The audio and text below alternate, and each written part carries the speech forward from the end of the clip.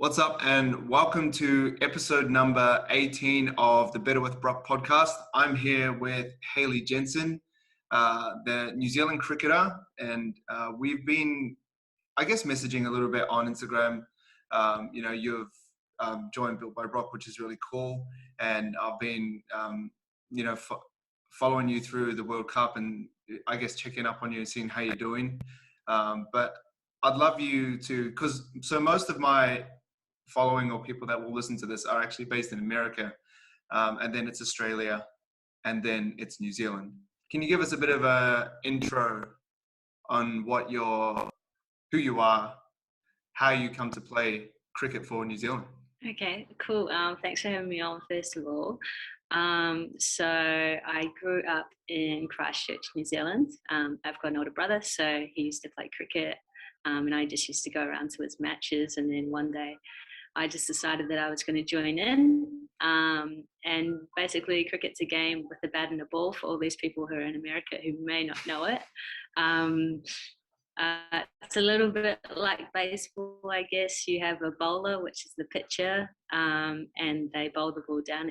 You hit it, and to score runs, you run end to end rather than around bases, and that's how you score runs. Aim of the game is to score more runs than the other team, and it's the same with outs, I guess, strikes.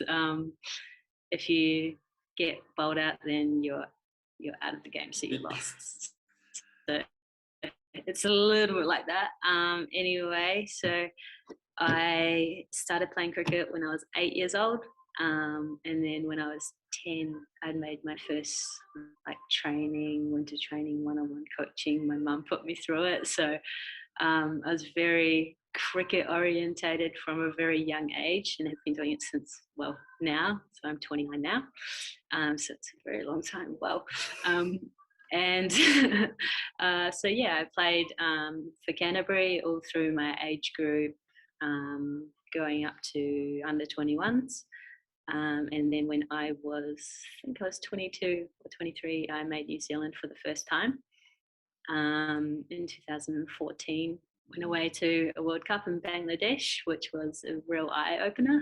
I've never seen, played for New Zealand for that full year and then got injured. So I tore my oblique, which meant I couldn't bowl or throw the ball, which meant I couldn't get selected for the next year. So I took a little break. I moved over to Australia, where my mum moved over to Melbourne. I took a gap year and worked in the school for a little bit. And then I moved back to New Zealand and made the New Zealand A team. But that unfortunately got cancelled because of the earthquakes in Christchurch. No way. So, so that happened. And then a couple of years after that, made the back to Melbourne, and I ended up making the Victorian team there, and that was the first year of the Big Bash that came in.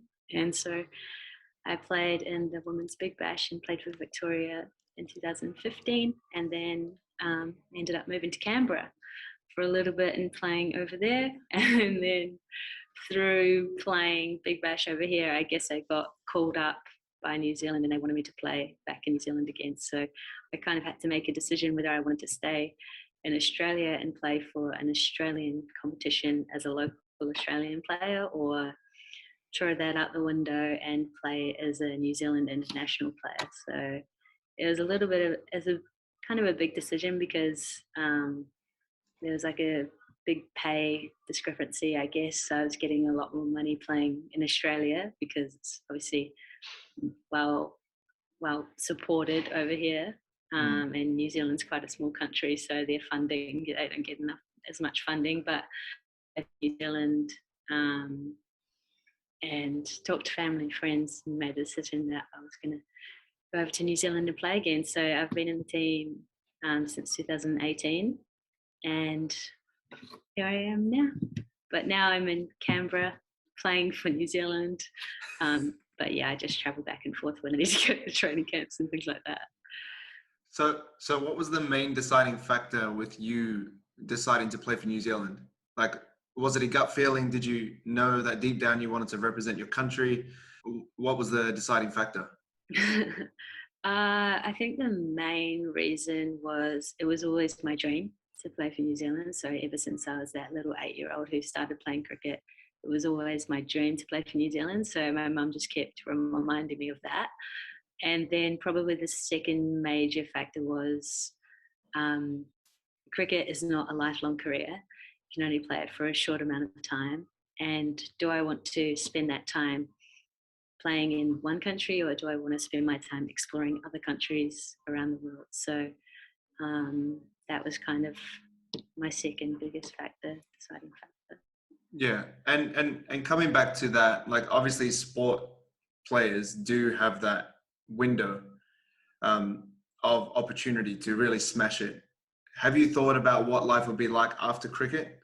It's Yeah.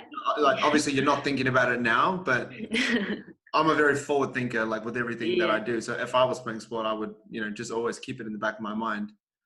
Have Yeah, you thought about definitely. it? Yep. So we get told to think about it quite a lot through our New Zealand Players Association. So we don't just, life is not just cricket. So we have to think onwards what kind of courses and stuff we want to do. But I want to get into the real estate industry. So my sister actually is in the real estate industry at the moment. So when I was up in the sunny coast with her, I kind of spent a few times at work, and I really liked what she kind of does. So I want to get into real estate, do a few courses in that, and then move on from cricket. Yeah, but it's such a, like obviously you want to put all your focus into here, but it's just, yeah, a lot of sport players do it. Like a lot of for example, the NRL players go on and they like do commentary or they do shows and stuff. But Yeah, then some of them are just like that's it, and then there's no real plan. And then they might spend all their money and then they're kind of just left like they didn't even almost have that career. Like that is quite lucrative. They can make a lot. You talked about an injury. How did you injure yourself with your oblique? Was it from bowling? Because you're like from stretched bowling. out? Yeah, yeah. So it was basically like when I like crunched over, I just felt like this almost like a pop in my oblique, and sort of like breathing, like coughing, laughing, like Oh. anything like that. Just I couldn't, and so it was terrible actually. And what was the rehab like for that? Like how long were you out for? And what did you have I to do like session wise? Like were you in the gym? Were you at the physio?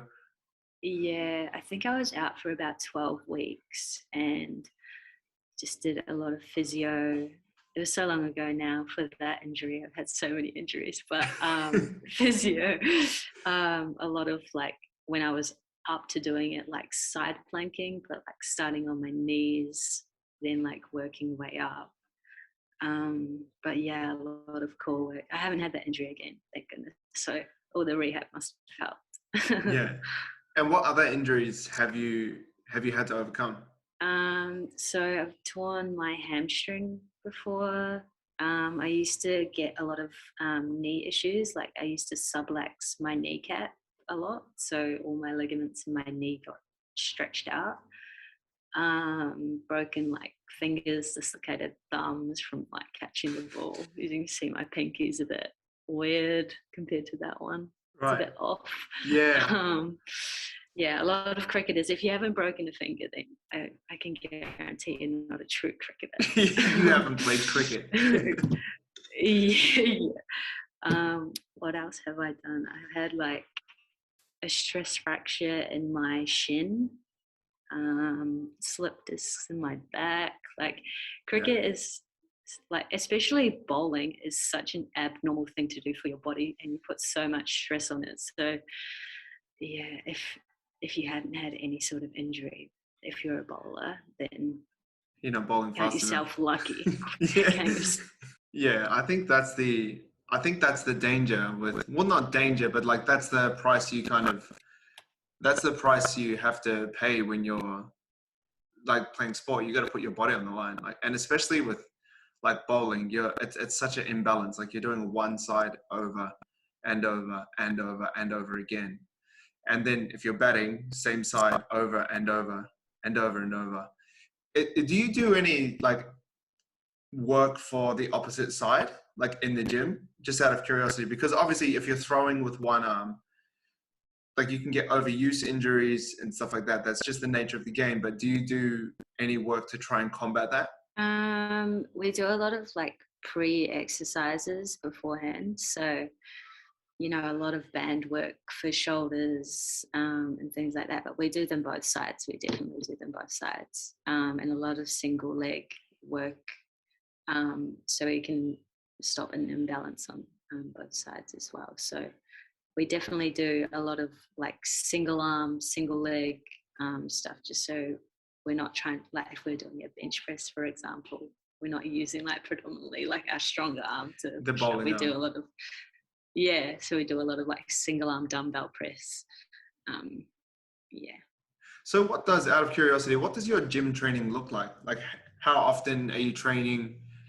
I know it'll be different if you're, I guess, you know, gearing up for the Commonwealth Games and you're at training camp, or if you're, you know, in cruise mode, like off season. But like when you're training and you're trying to get game ready, what does your training look like? Yeah, so training, so getting into a game mode type thing, we'd probably go in the gym around 3-4 times per week.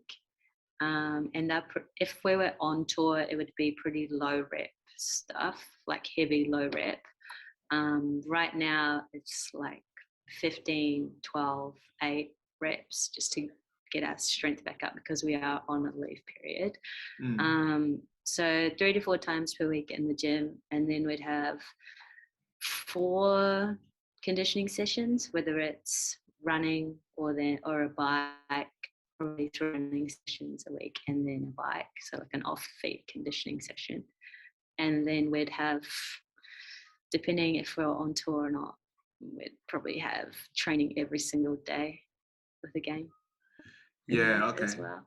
So it's pretty full on. Yeah.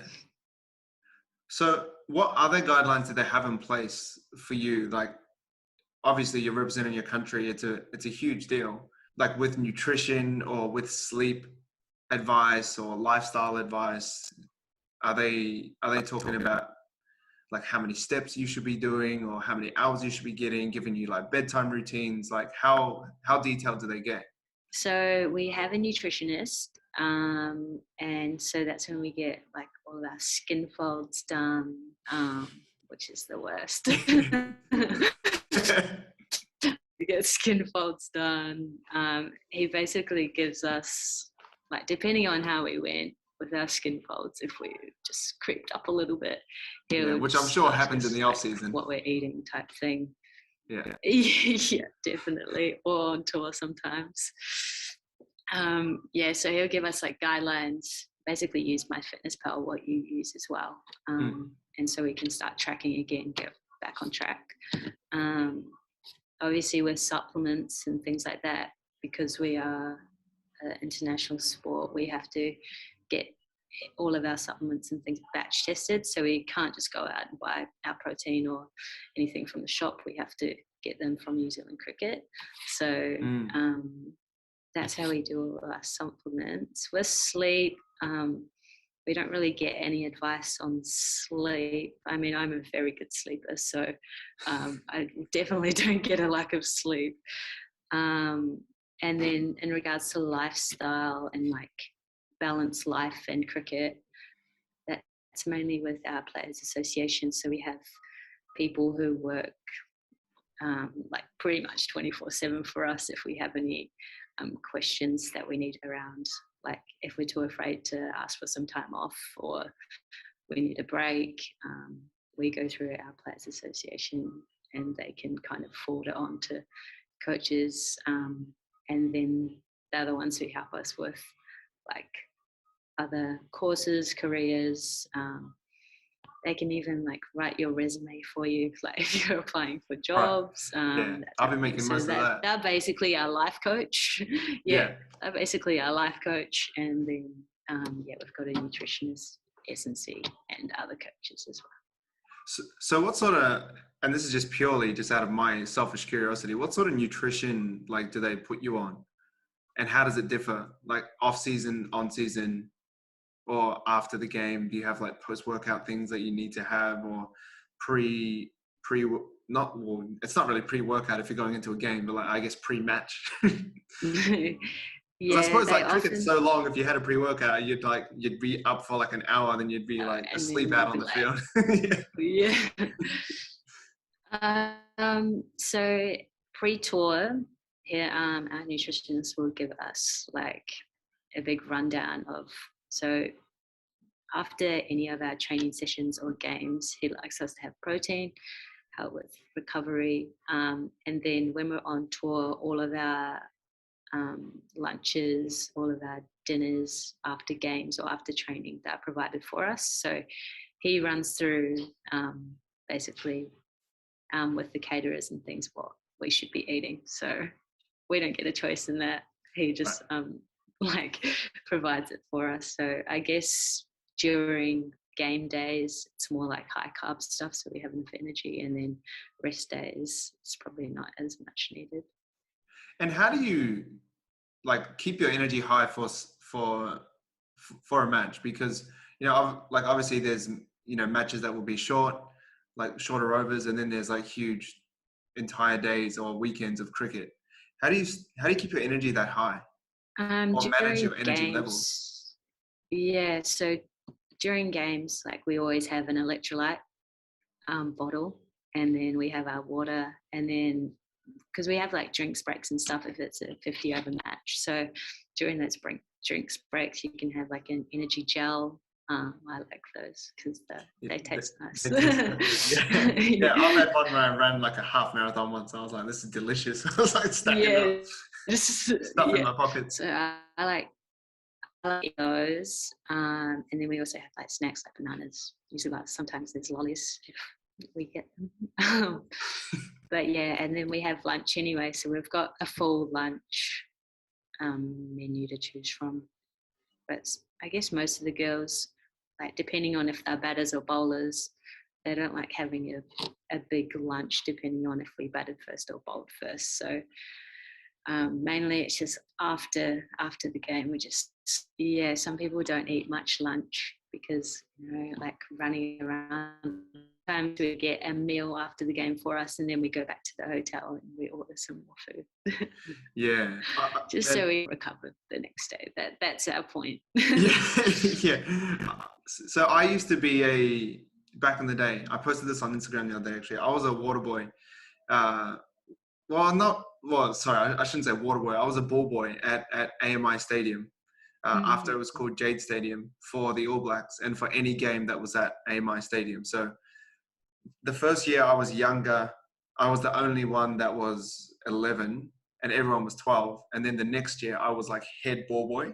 So, so I was like the big dog. I was the boss I was, yeah, when I was 12, but we did all the matches at AMI Stadium. So the Canterbury Crusaders, whoever they versed, the Canterbury NPC, is it still called NPC or ITM Cup?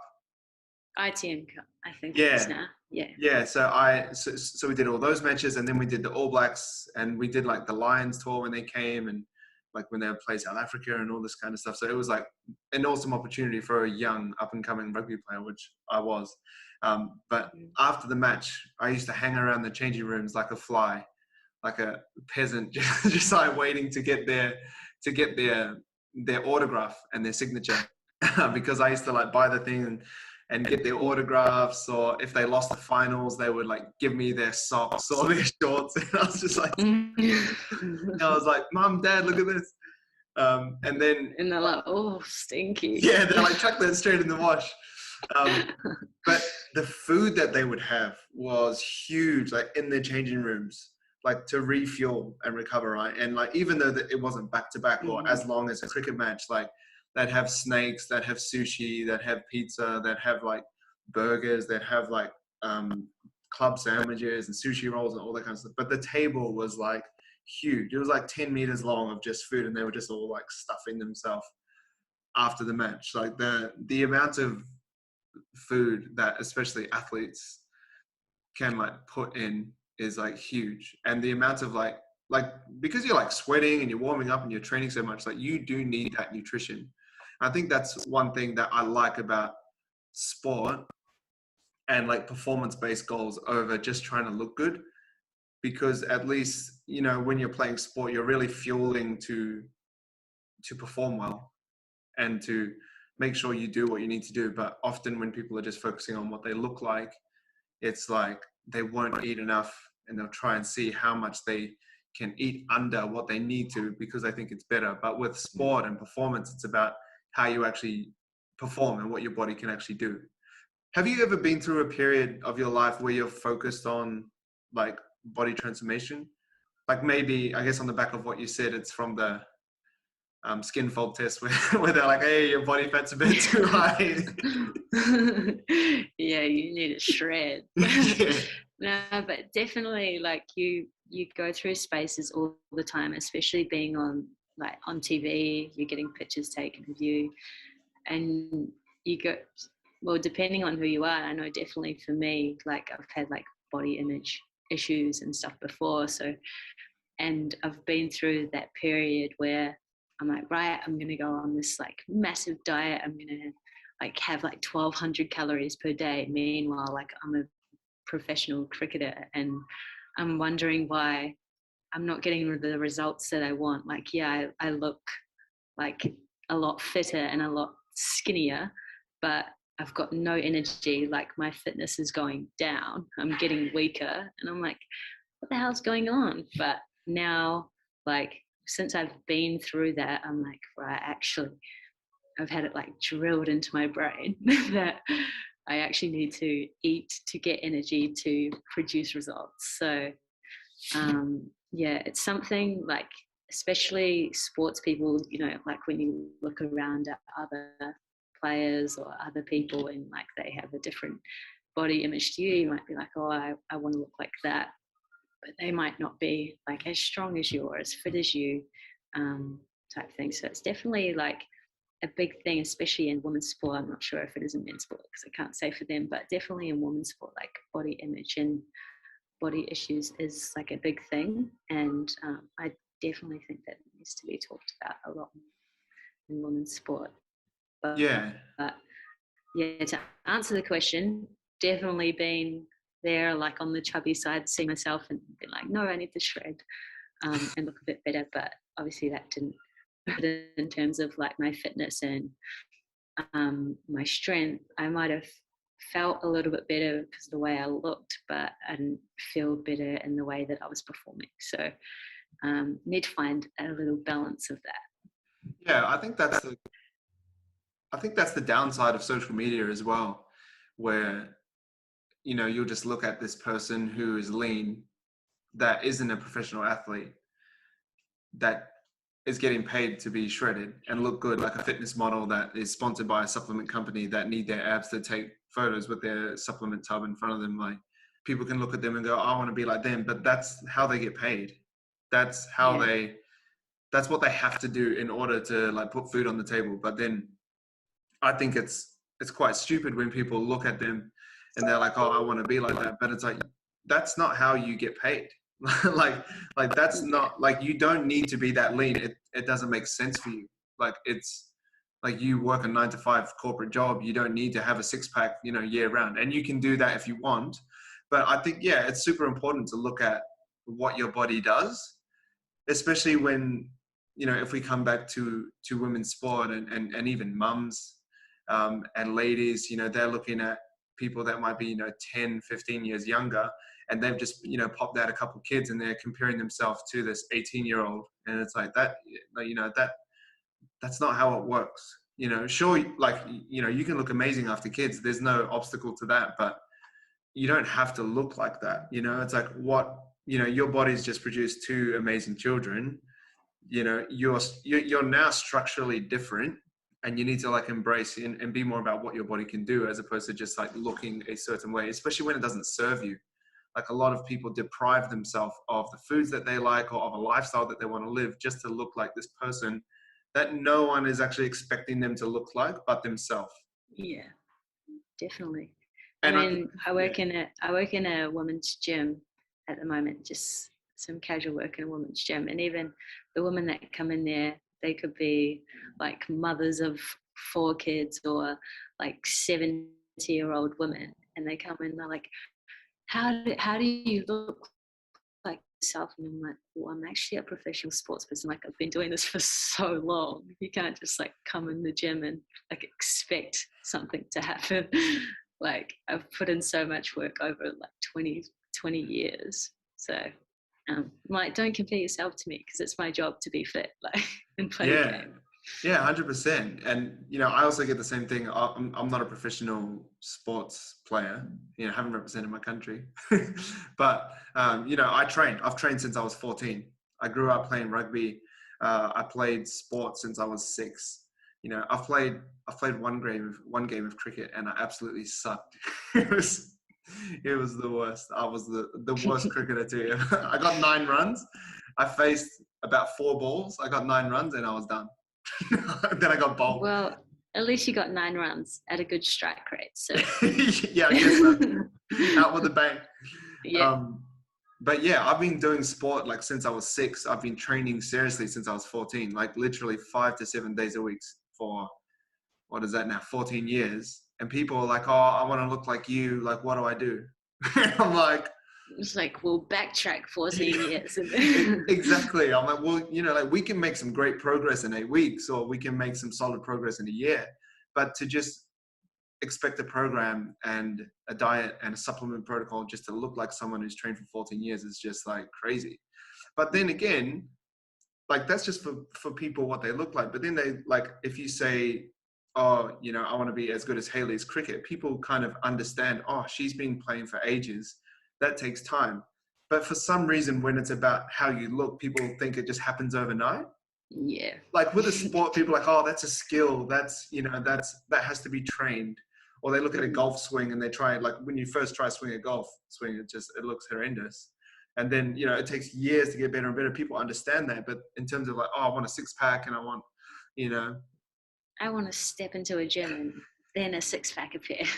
yeah, exactly. It just doesn't work like that. But for some reason, people just, they think that it's just handed to them. So how do you set your goals with training? Like, obviously, you have to have your team goals, but you must have individual goals as well. Maybe there's a record or a certain stat that you want to hit, or a certain ratio that you want to hold yourself to. Like, what's your goal setting process as a team, but also as an individual? Yeah, so before each tour, we'll go through like a campaign plan. That's what it's called.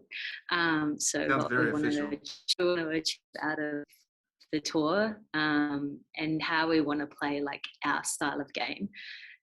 You can set goals and like targets during a game, but like so many variables can happen during a game. So we don't really set like goals or things during a game, but like we have like certain targets of how we want to play, like how many runs we want to score. But because each pitch is different, we don't use like a 20-kilo barbell that you can buy like anywhere, or you can find at any gym around the world.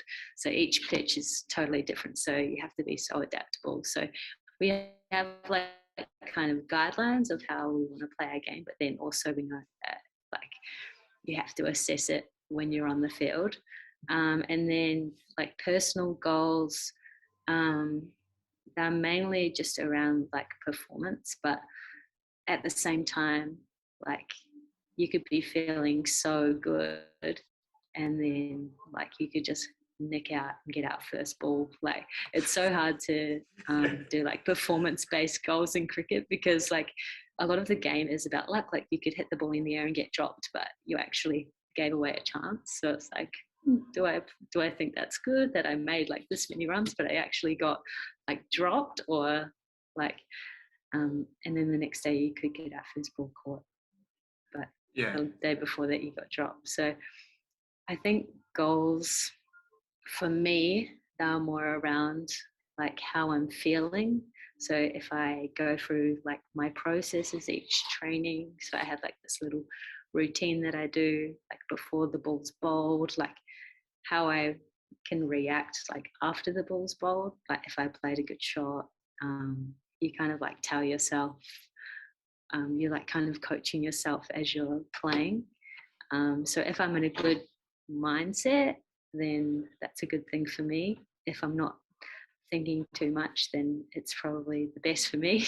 But yeah, if I'm overthinking things, that's when I know that I'm in probably a bad space. So how do My you goal try and setting, how do you try and control your mindset? Because like you said, you have to coach yourself. Like I do something every morning where I literally talk out loud to myself, which seems a bit bonkers. But mhm. I've done it every day for a pretty long time. And I'm a big fan of that. And I guess that is coaching myself every morning to try and have the best day possible. How do you coach yourself? Do you like talk to yourself out loud, or do you just talk in your head, Probably or? not out loud. Yeah, I talk in my head a bit, and also like if I'm struggling, because especially when you're batting, you have another person down the other end that you can talk to. You just have to be like, can you just tell me to calm down, or like we're just going to talk to take up some time so I can just like gather myself before I go and face the next ball. Like you've got little tips that you can like go up and like just rely on your other person. And then obviously when you're fielding, bowling, you've got 11 other people that you can talk to and slow the game down. Like, hey, yeah, please come over here and talk to me. Just tell me what I need to do. Like, because I'm a bit muddled at the moment. Yeah. So Yeah, I think that's the benefit of team sport as well. You get to lean on people. I've started jujitsu recently, and it's not really a team sport because it's just about you and what you're doing, but it kind of has that same feel. Like if there's a class and we're rolling, and like, which is, if you don't know jujitsu, like if you're rolling with someone, you're kind of like sparring them or fighting them. Like if you're just getting absolutely smashed, like I do often, because I'm a white belt, so I'm getting absolutely hammered. I've only done it for about 6 months. But they'll actually like help you, and they'll say, look, this is how I submitted you. I went like this, I went like that, like you're doing good. Like there's such a good atmosphere. And even though it's a solo sport, like you're out there, it's not 2-on-1 or 2-on-2 or anything. It's just you. Like it's super helpful. Like the higher belts will say, oh, look, I got your foot because, you put it here and there and there. And it kind of makes you feel better. But it's such a challenge for your ego as well. Because like, even though I'm strong, I've trained for 14 years. Like they're like, yeah, man, you're really strong. You'll do good. But I still get smashed every time because it literally doesn't mean anything. Like if you have no technique, which I'm still trying to learn, yeah. like I can push people off me probably more than other people, but I still get caught just as much. So I struggle sometimes. I get there, I'm just like, oh man, here's another session where I'm just going to get tapped, and I'm going to get arm barred. I'm going to be in a triangle and tapping and choking and all this. But like I kind of lean on the higher belts sometimes and just say like, like how can I get better? Or like, mate, I'm frustrated. Like I don't really want to be here. And they're like, mate, there's 3 more years of this. Like they're like, they're like, I've been doing it for 5 years and I still don't know what I'm doing. And you're like, oh, that kind of makes me feel a bit better. Like, even though I feel like, it's a struggle. Like there's a saying that a black belt is just a white belt who never quit. Like it's just showing up and doing the same thing over and over and over again. I know that's not really like coaching yourself, but having that team or that people or support network around you really, really helps, like to build you up. I've got Yeah, another question. definitely. Oh, That's sorry, you what a go. team is for, isn't it? Yeah, I was just like, exactly. that's what a team is for, isn't it? Help each other. Yeah, exactly. I got one more question that I wanted to get out before I wrapped up with the last kind of 3 questions around self-development. But I guess, I was talking to you like, how do I word this without screwing it up? So I had to write it down, and I guess I'll let you talk about it more. I guess I just want to answer the question, but I have a lot of clients and even audience followers, or, I don't really like that word, but people that are around me or that I influence. Yeah, I also don't like that word either. But that, that are gay, especially a lot of one-on-one clients, even when I was face-to-face personal training, and they've talked about their journey to me, what it was like growing up. So the question that I wrote was, how was it like discovering your sexual orientation growing up? And then I guess on the back of that, navigating that through women's sport. Yeah, I guess I was pretty lucky. I had like really supportive parents. I have a really supportive family who are completely fine with me being gay. And then through that, I guess a lot of cricketers, they at least know someone who is gay in a team or a sport environment. So it's very common in cricket, especially, to actually know somebody who is gay. So it wasn't too difficult for me in sport.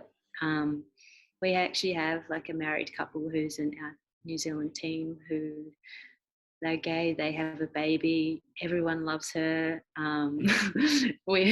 She's got a million aunties all around the world, this little girl. Yeah, but it's a common thing that nowadays, like, it's so well known and accepted around the world, I guess. And do you think that would have been the case if it was like way back? Like, do you think it's growing in, I guess, people being, maybe comfortable to express themselves or communicate that? Like, do you think it would have been the case like maybe 50 years ago, or even like, I don't know, 100 years ago, or 20 years ago even? Like, do you think the landscape is changing that way? Definitely. Like, it's changing a lot. It's becoming a lot more accepted. I think it's all through social media, because if you think of like 50 years ago, you wouldn't have had like Facebook, like a phone and a newspaper. So when you've got all the social media platform that people are expressing themselves, you have a lot of famous people coming out like over social media. People will think, oh, well, it's actually okay now, this person is lesbian, or this person is trans, or this person is gay. And because of their profile that they're expressing through the world to social media, people are becoming more accepting of that. And the fact of the matter is, like, it's that person's life. If I said that I was straight and I could just be myself, like, more accepted. If I was like I was gay, like, I'd be exactly the same person. So sometimes I don't like understand. I guess there is like religious like things that come into it, but at the same time, with people who don't have like religious issues and things like that, I'm kind of like, I'm the same person whether I'm straight or gay. If you like me, you like me. If you don't, you don't. Yeah, I think at the end of the day, it's just about being the person that you are. And, regardless of your religion or your outlook, I think it's up to the individual to make their own life choices. And you can't do anything about that. Whether you get infuriated or whether you're super pro it and you're like, that's awesome. Like, I think regardless of what you say or do, people are going to do what they want anyway.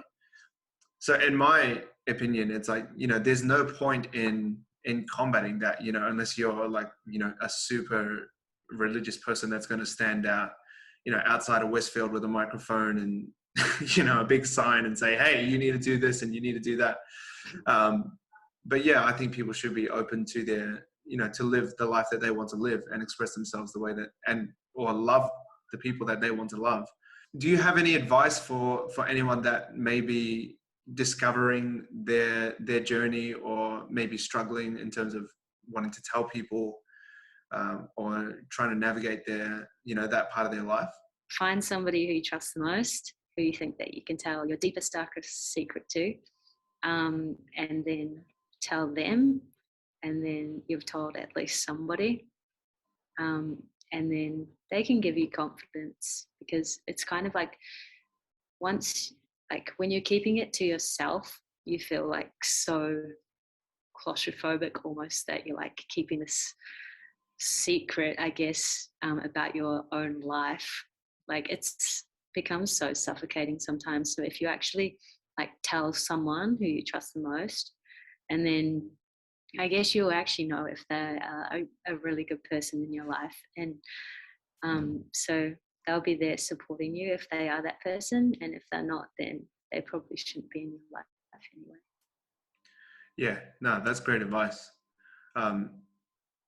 Yeah, friends, telling people. Like, I remember when I was younger, and I actually started in, I guess it was like a boys group, like it was like we would just meet up, and it was like all good mates. And like, I remember this one time was like, this guy he was like, he's like, I struggle with watching porn and like masturbation, you know, like, and everyone was like, whoa, like he just went there, like, cause it was quite light stuff. Like we were like, oh, you know, like, how's your day? Oh yeah, work's tricky, blah, blah. And we'd go around circle and like say stuff. And then he was just like, bang. And everyone was like, whoa.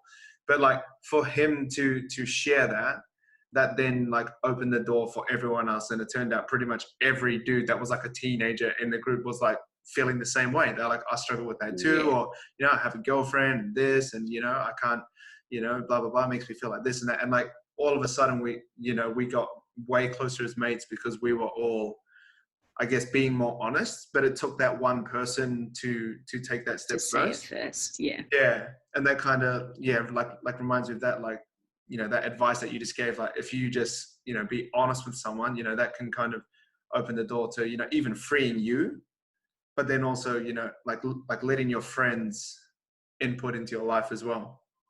Yeah, because they could take that confidence from you. They're like, wow, they're so brave of sharing this thing about themselves. Maybe I can like find the confidence to share something about me if they're holding on to something.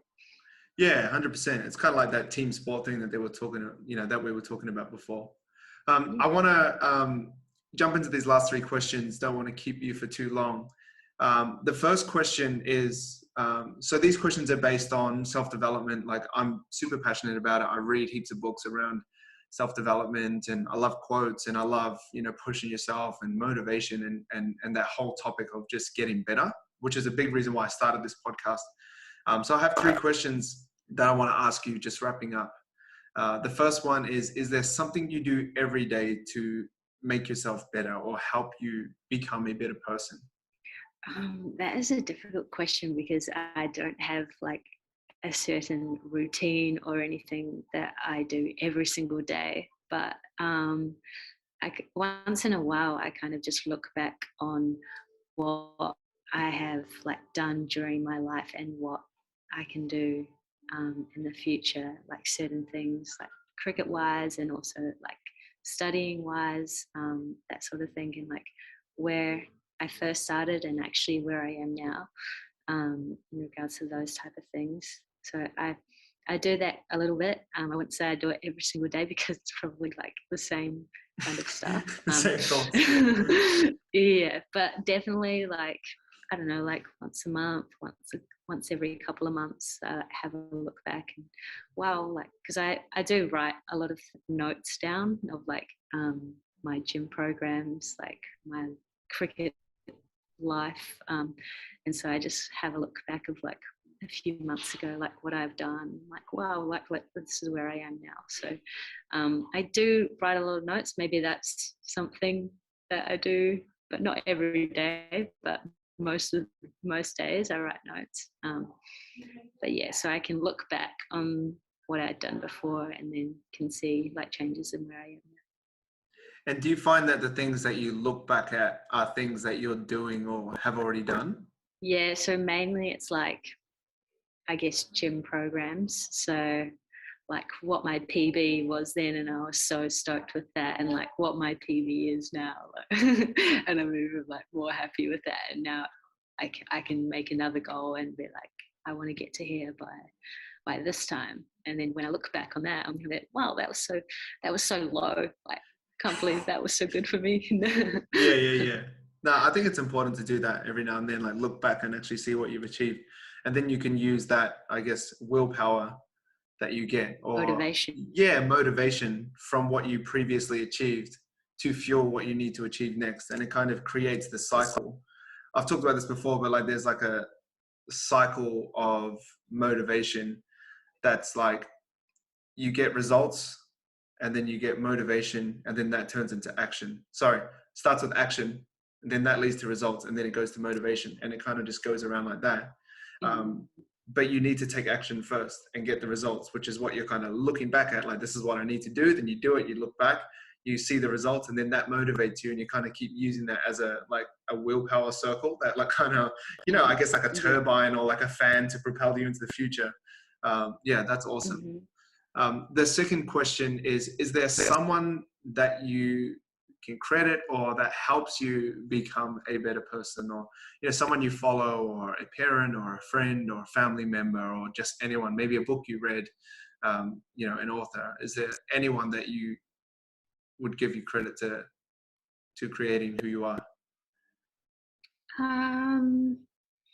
As an all-round person, there's probably not one single person. There's probably a lot of people in my family, my mum, my sister, my brother. They've kind of made me into the person I am, like personally. But cricket wise, probably the person who I live with, Susie Bates. I'm sure she wouldn't mind me mentioning her name. But when I go in, when I go to Otago and I'm there for about 3 or 4 months a year in New Zealand, I stay with her, and she's like a legend of New Zealand cricket. Like, she's the GOAT of New Zealand cricket, and so she helps me a lot. We train together, we do everything together. She drags me down to the track to do all of our sessions together. She drags me to the nets to do all our training cricket-wise. So her, definitely through cricket, and basically like just the person that she is. Like, she's every session, she just lifts the energy of the group. So by the time I'm finished cricket, I want to be like a quarter of what she is. Susie Bates. That's awesome. Yeah, that's her name. And the last question is there a quote that you lean on, or that helps you become a better person? There's probably just, so the one that I relate to cricket the most was one of my coaches when I played in my first ever tournament. She mentioned to me, she said, always play the highest level that you can, so you can learn off all the people around you. Even if you're not playing in the actual playing 11, even if you're just sitting around them, you can always learn so much. And the other one was always be happy with what you're doing, because if you're not happy, then you're not going to be doing the best job. Yeah, I'm a big fan of quotes, and that higher level one, I'm super into that as well. That can come down to, even applying that to your friends and your circle, not saying that you only need to hang around with high achievers, but it definitely does, I guess, lift your perspective and lift your energy when you hang around people that would be above you in any area that you want to be. That's one thing I definitely did growing up, like hanging out with, I think I just gravitated towards. Yeah, that's why I was a ball boy. I was like, I'm gonna sit there one day. Yeah.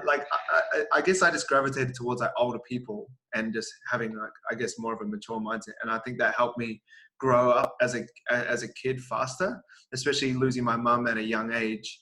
That really helped me, grow up and kind of look at life for like what it is, and like be inspired to kind of, I guess, because I had to grow up quickly, being surrounded by people that were older helped me, I guess, get better in a lot of areas that I needed to kind of get by. And also on a sporting level, I used to play touch rugby at a representative level back in Christchurch. So I played for Canterbury. I actually got asked to play for New Zealand, but I couldn't afford it at the time. So I said, oh. I was like, Dad. Fundraise, sell those chocolates. I was like, Dad, do we have any money? Can I play for New Zealand? He's like, no. Nah. I was like, oh, okay then. Because anyway, having like $3,500 at a young age, I think I was like 16, was like not existing. I looked at my bank. I was like, I don't have $3,000. Yeah, like that was my favorite sport growing up. Like that was, I guess, my cricket. But yeah, so I the under 19s team, they asked me to play, or even under 19s for touch rugby, or I could, where I would, I guess, be in the middle where all the action is, the captain, or like pretty, in a good position, or I could play for the men's. And they were like 35 to 25, all like, well, yeah, it was like the best team. Like the New Zealand captain, Naser, was the captain of the Canterbury team. So I was like, what? I'll just play for them and then I'll get way better. Like I was on the wing, so I wasn't getting much ball time or, you know, starting most games, but I was around like the world's best players. I was around like Scotty Grant, who, if you know touch, he invented shuts and corners. And I was like, man, this is absolutely awesome. So I played for them, you know, we went on tournament and deal with stuff. And then I came back to play in my age group and I was just like smashing because it's just completely different. So that quote's like so true. Did you have that in cricket, like a time where you played for a higher team and then came back down and realized the difference, or an opportunity to play for a higher team? Yeah, like definitely growing up. I think I might have been about 15 and I got asked to go to, it was called a Canterbury development team, which is basically like under 23s. And so I went away with them. So I had the choice to either go to like an under 17 secondary school tournament or go on the development tournament. And I was like, oh, well, if I'm like looking back to what my coach said to me when I was younger, I should go on the older one. So I went back and played for them. And like, even though like I was probably batting number 11 and probably bowling like a couple of overs per game and just standing out on the field for the rest of the day, like you actually learn so much. And like, even like if you have like a certain quality of like bowling, or you have a certain quality of like players, you're instantly going to like, improve your game so much more, especially in like defense, because they'll be bowling a little bit better. And then just the people around you, like, because they are going to be better than you, it just motivates you to get on the same level as them. So once you go down a level again, then you're just like, wow, this is what they did here. Like, I did all of this awesome stuff there, and now I'm just like back down doing this basic thing that I'm already nailing. yeah. It's like that though. Like, you know, it's like you go like complete the test that you're studying for and then you know all the answers. You're like, oh, I already know how to do all this stuff. It just makes you a cut above the rest. So I guess to wrap up the podcast, what's next for you? You said you're gearing up for the Commonwealth Games. Yeah, so I think I've got 2 weeks of leave left, and then head back over to New Zealand at the start of June for a training camp. And then I think we've got like 2 within 10 days, so I'll probably stay over there for a few weeks. Then I might come back to Canberra, and then for a couple of weeks and head back over. The Commonwealth Games are in Birmingham, England. So it's the first time that cricket's ever been in the Commonwealth Games. So we're all very excited for that. Sorry, I missed it. The computer's shitting itself. He's like, hurry up and get off, bro.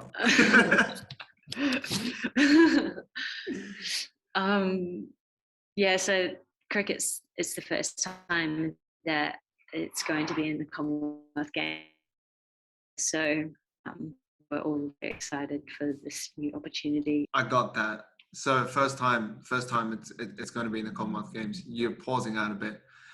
So I think I'll try.